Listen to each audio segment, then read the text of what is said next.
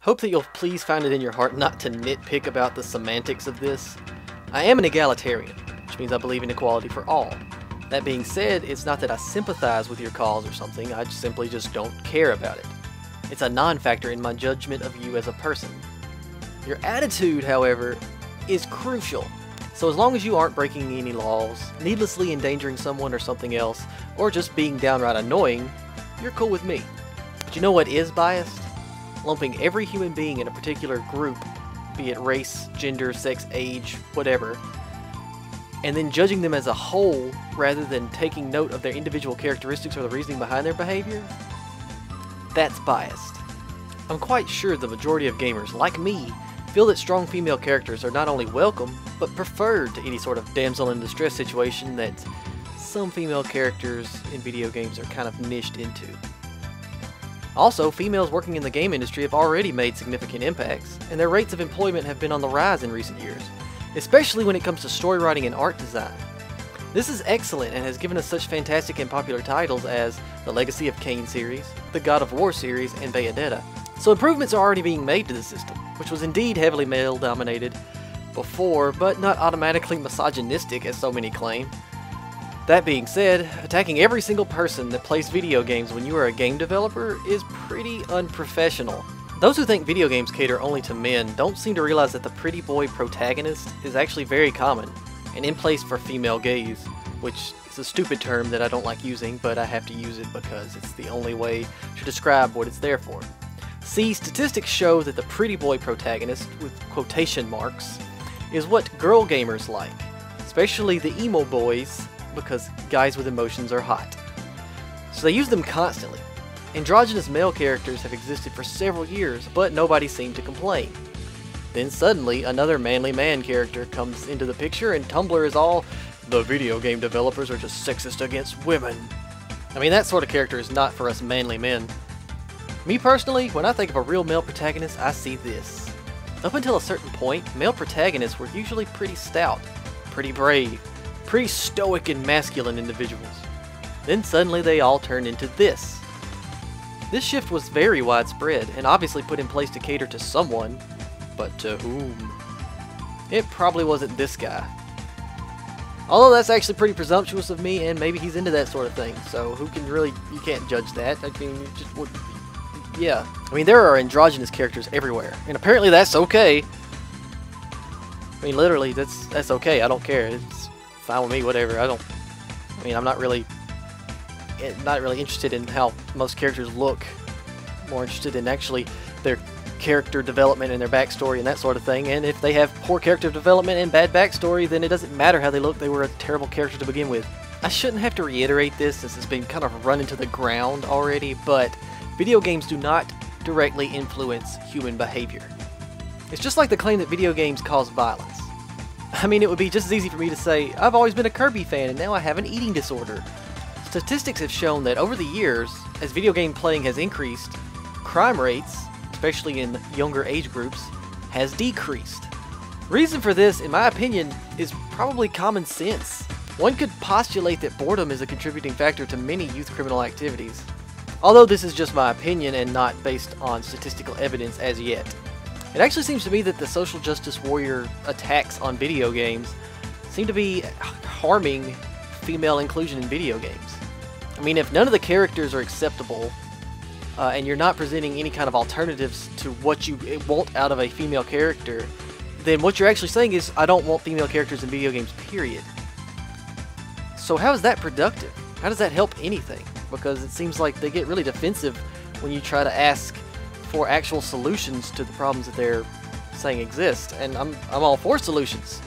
I am fully one of those sorts of people that doesn't think that you should bring up a quote-unquote problem if you don't have a quote-unquote possible solution for the problem already in mind. I mean, be productive, don't be counterproductive to the cause at which you are so passionate about. But it seems pretty presumptuous to just say that there isn't enough representation of various sub-social groups, like maybe alternative genders and alternative sexualities and all that kind of thing, in a video game where the protagonist is extremely ambiguous. I mean, how do you know that character isn't a homosexual? And did I just ruin your childhood? I'm sorry. I mean, how can you actually tell about... If the information isn't presented, then you're just assuming details about the character that aren't even part of the story or the mythos, or completely irrelevant altogether. I mean, why does it matter in some of these cases? I understand the argument if we're talking about, say, an adventure game set in a real-world scenario that is in the current timeline, say. But for period pieces especially, you have to be kind of logical about your subject matter, because otherwise it's unbelievable. So I can understand the argument when it is about specific niches of gaming. It just seems like nobody is coming up with a solution to their proposed problem. Like, that's what you do. That's how you... That's scientific method that people are not employing. You present a question. This is what, or what will happen if this happens, and you present a hypothesis that you hypothesize this will happen. So when you present the question, what will happen if we alter the way women are presented in video games, and then you don't present your hypothesis or the solution to your question, then it just becomes, you know, unproductive nonsense. Work on a solution and then work on getting it out there. Don't just complain, is what I'm trying to say.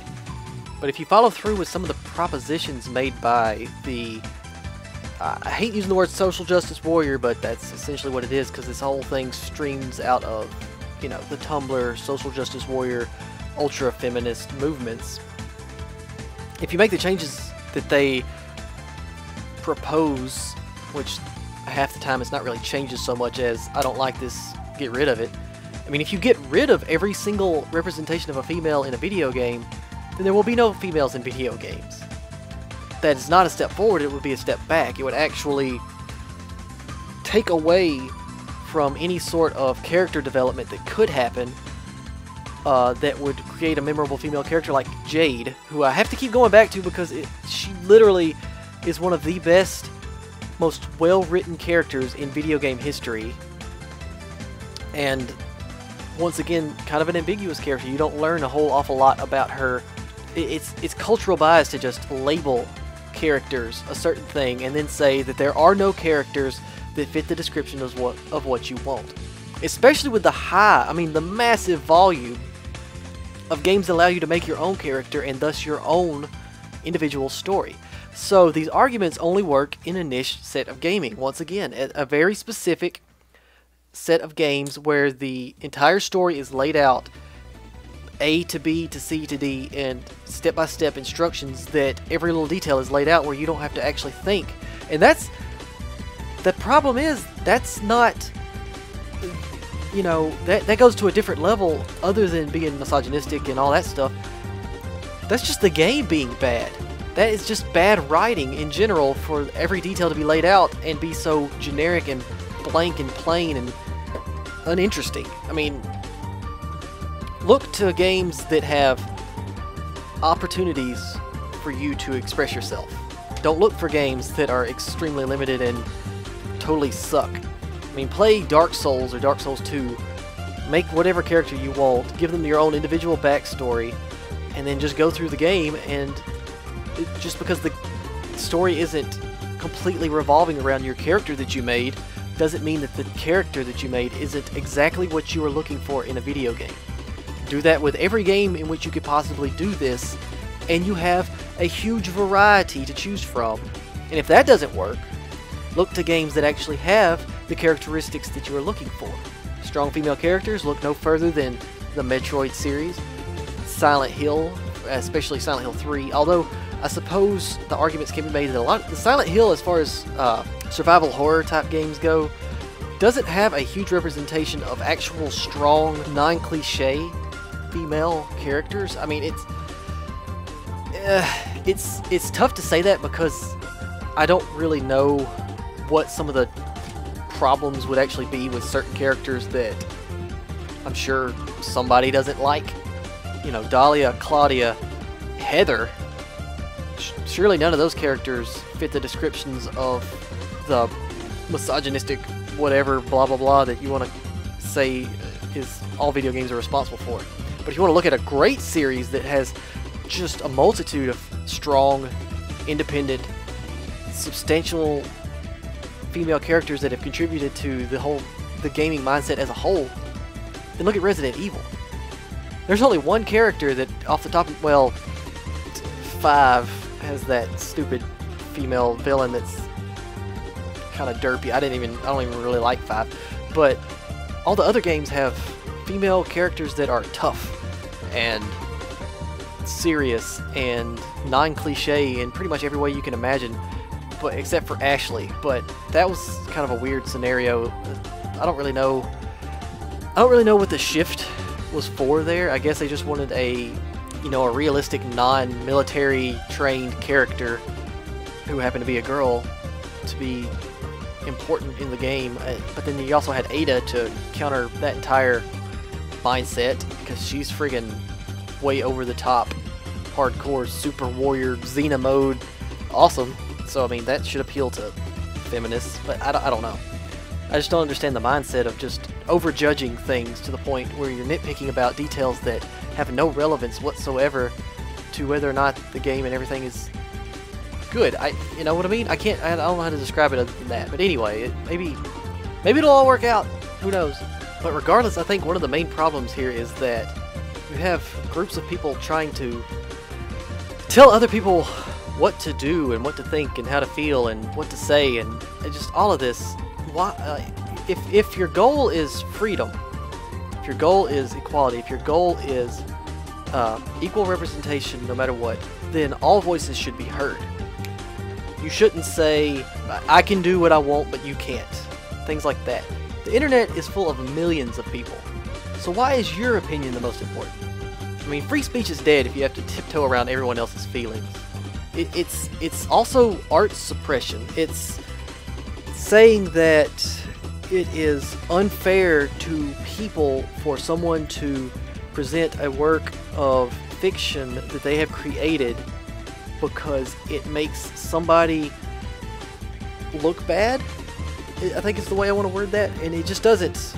That doesn't actually compute. That doesn't actually mean anything if you sit down and analyze it. It's like being offended by the Mona Lisa because she's not smiling.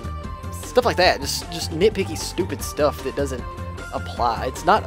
It shouldn't be offensive to you because if you don't like it, don't take part in it. If you don't like, I don't play Call of Duty because I absolutely hate Call of Duty, and I also absolutely hate the Call of Duty fan base. Not as human individuals, I love all people, but I don't want to spend time with the people that are playing Call of Duty exclusively because they annoy me and frustrate me. But I'm not trying to say Call of Duty doesn't need to exist. It exists whether I want it to or not. I don't have any influence on that, and I don't really care to influence that. It's gonna, I expect it to play out eventually. People will shift from playing first-person shooters to another type of game exclusively, which is kind of what happened because there used to be almost exclusively the popular game type was either RPG or platformer, and then 3D came in and the first-person shooter kind of took over. And I always harp on this because my theory is also that the first-person shooter and the first-person shooter fan base are a major component in the problem that this whole scenario has created, because that's where you're seeing most of the, I guess, bad apples is the best way I can put it, the most polite way to put it, and that's mostly because the first-person shooters attract a younger crowd, despite being mature rated, which is kind of stupid, and as a result, it's just a bunch of immature individuals. And actually, statistics show that male gamers flock to first-person shooters more than female gamers. So that's where you're seeing a huge difference in the representation of the genders and sexes and all that. Just just how it works. Female gamers tend to play games that don't involve multiplayer, such as just standard console platformers, things like that, retro games, things like that. They also flock to MMOs and RPGs a lot more because it's just what happens. There's a lot of factors that determine that. I'm sure I don't want to speculate because I don't like speculating on, you know, it's obvious through science that men are more aggressive. No, none of that crap. I think it's just a lot of factors play into it. Maybe females just like making avatars and living, you know, the world of the game more, so they play games where you can create your own avatar and live in the game, like WoW and, I don't know, Dark Souls. I know a lot of female gamers that play Dark Souls, but it's just strange to me that this is even a big deal. What you should be going after, instead of games as a whole, are gaming niches. You should be focusing on where are the problems to begin with. How do we fix the problems that are presented? And in my opinion, one of the best places to look and one of the first places to fix is the first-person shooter fan base. And I don't mean judge these people. I don't mean attack these people. I mean literally figure out why these people are doing the things that you don't like and whether you can adapt to the fact that they don't like that, or whether you should, through legal, logical, non-childish means, try to fix the problem in an ethical way. Maybe that could be something to look into. I don't know. I'm just saying that. I think for the most part, MMOs and fighting games and most other genres of games are either well on their way to making the right steps to please a wider audience, or have already done it. And I'm just throwing out things to think about here. Maybe things to work on. Maybe things to improve. That this sort of thing does need to be addressed. I mean, all this is not about you. Just because something is bothering you doesn't mean it's bothering everyone else. This is the same sort of mentality that, say, have you ever been in a car with someone and they're driving around and someone doesn't stop at a red light, or someone doesn't do something they like, someone passes them maybe, and they're just angry and they just, oh, I hate this person. Maybe they flip them off. Maybe they start cussing them out. Oh, I can't stand, why does people always drive like this around me? Why can't they learn how to drive? Why can't they be like me? It's that same kind of mentality. You're not actually putting yourself in the place of the person in the other car that maybe had a reason for doing what they were doing, and you're just blindly judging them and being verbally abusive, even though they don't hear it because, you know, it's another anonymity of the internet. It's the people arguing over the internet about this topic are the people in the car that hate the person that had nothing to do with why they hated the person in the other car. If that made any sense whatsoever. I may have just botched that whole point by just rambling on, but who knows. But yeah, anyway, we're going to move on to the next point here. I mean, hopefully one day this group of people will grow up and have a more tempered and balanced view of the world around them and not be so self-centered. And I think a lot of the problem is that a lot of the people that are gamers and a lot of the people that are social justice warriors they're butting heads about things, they're just kids. They're teenagers that have this very specific worldview that hasn't been affected by actual life events or experience, and as a result they just form an opinion based on limited information or as a means of joining some sort of movement, and it just creates this tension that they don't know how to control, and they overreact to things and they post really childish, hateful things, and they don't understand proper debate and things because they haven't been exposed to them, and they haven't been trained to use actual reference material and evidence to support their arguments, things like that. And it just creates this whole huge fiasco that could be avoided if certain factors were met that are not being met. So if you want to get involved, actually physically get involved. Don't go on Tumblr and post a bunch of meme pictures that have no relevance to actually feeding a starving person or helping stop brutality against entire social groups. It does absolutely nothing. And you need to just take that in mind and do some volunteer work, for goodness sakes. I don't know.